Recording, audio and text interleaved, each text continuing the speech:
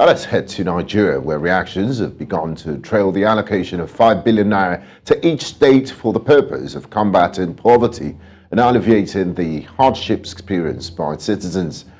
Nigeria's National Economic Council has acknowledged the necessity of providing palliatives after discussions surrounding various matters following the removal of petrol subsidy.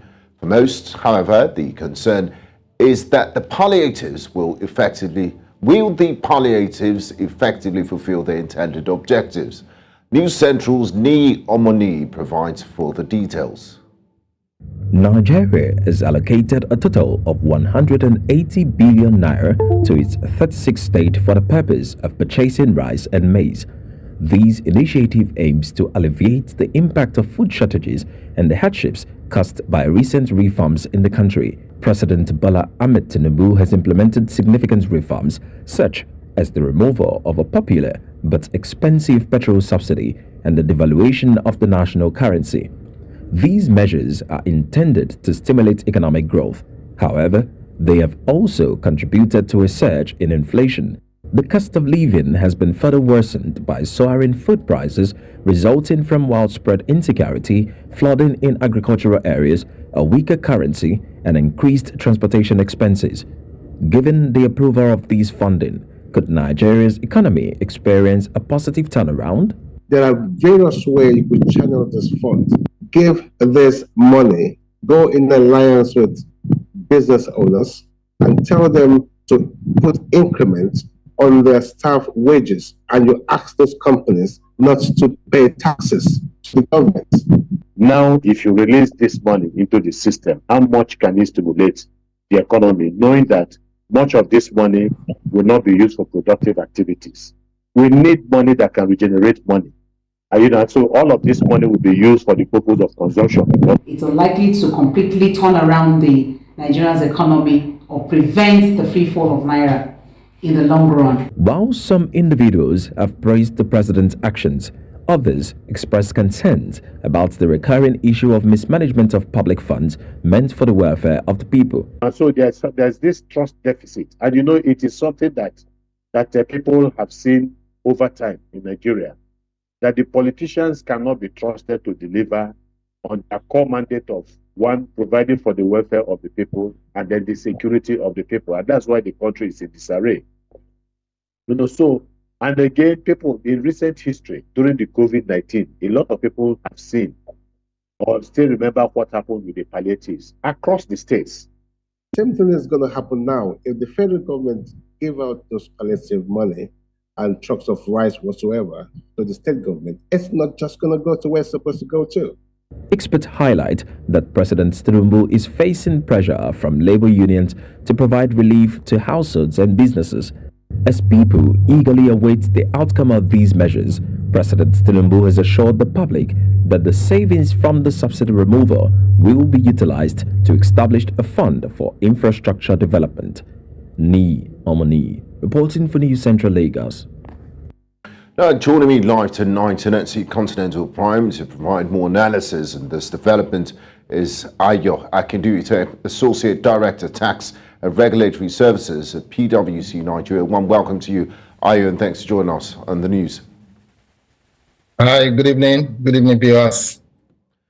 Ayo, there's hope that life will be better with the fund approved. This 185 billion to be shared among 36 states in the FCT to cushion the harsh effect of the petrol subsidy. In your opinion, will 5 billion naira go a long way, and how effective is this? Quite an interesting one. Maybe a good way to start off is to look at the potential impact of 5 billion, right?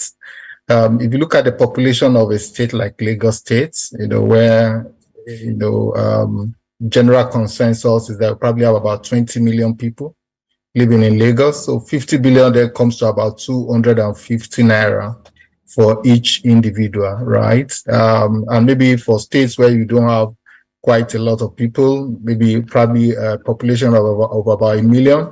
So that comes to about 5,000 naira. The question is, to what extent will 5,000 naira have an impact on the life of an individual, But the good thing about this is, government has been trying to look at what is the best way to address the shocks, the challenges that have come along with the removal of subsidy and the harmonization of the FX rates. So this seems to be probably one of the options. But from feelers that we got, this is meant to target the people that are at the lowest end of the ladder, right? The poorest of the poorest, So maybe eventually what gets to the poorest of the poorest may be substantial enough to have a positive impact and provide some level of cushioning. But overall, this looks like a very short-term approach, and hopefully government will then come up with a more sustainable approach, to address some of these shocks. Now, you're following the NEC meeting. Professor Zulum did address members of the press, and he said this monies will be shared with a formula. The 52% of the money is given to states as grants, while 48% of the 5 billion is to be paid back on installmental basis by the states and local government areas. What do you make of this arrangement, following your initial concerns that, this states have peculiar needs and different populations? Yeah, absolutely. Well, I listened to the spokesman to the president earlier, and he felt that maybe this is a framework that is put in place to ensure that it's not just seen as, money for the boys, right? That this the leadership at the sub-national level, we will give it the needed level of attention, and if it's not just a grant, so of course substantial part of it, more than half, is provided as grant, but another almost half of it will be paid back, so about 2.5 billion out of that will be paid back. But what is of real concern is, how do we identify those that require this palliative the most, right? Because, like I said in my what data will be used? Yes. Yeah, so if we apply it across board to everybody, it's just going to be so insignificant, where somebody gets maybe 200 Naira. So what does that do in today's Nigeria, right? But the challenge is for the leadership at the sub-national level to identify those critical stakeholders that are targeted by this palliative and be able to direct and ensure this is delivered to them. I've not seen any credible data sets that can help, to identify that. I've not heard from any of the state governors on how they intend to go about this. I've not heard from any local governments that have a clear-cut strategy in terms of how they're going to identify the poorest of the poorest and make sure that this is delivered to them. Now, you did mention something about trust, and we operate in a low trust environment. There's a trust deficit between the people and the government. We have a history of things meant for the poor being diverted and hijacked by the same more privileged individuals. If you recall the incidents that happened during the COVID-19 period, where palliatives that was meant for the people was hoarded, and some privileged people actually took them.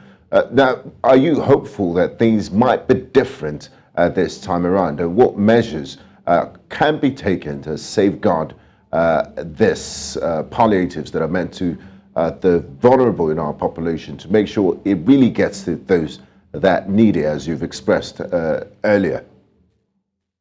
Yeah, really, I don't think we should be building, government policies around trust, right? We should be building government policies, putting controls, in place, having the necessary oversight.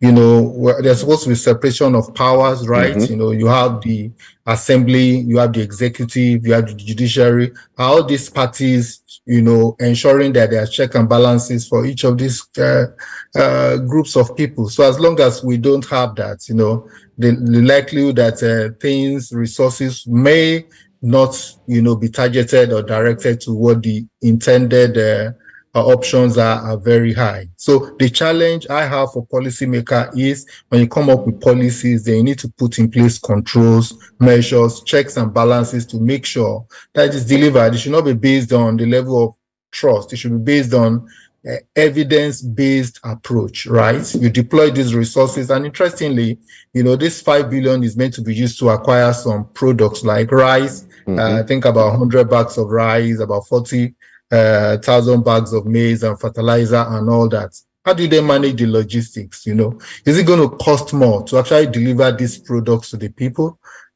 How do we ensure? Is there a mechanism to go back and review, and do some confirmatory tests that indeed these products were delivered to the right set of people?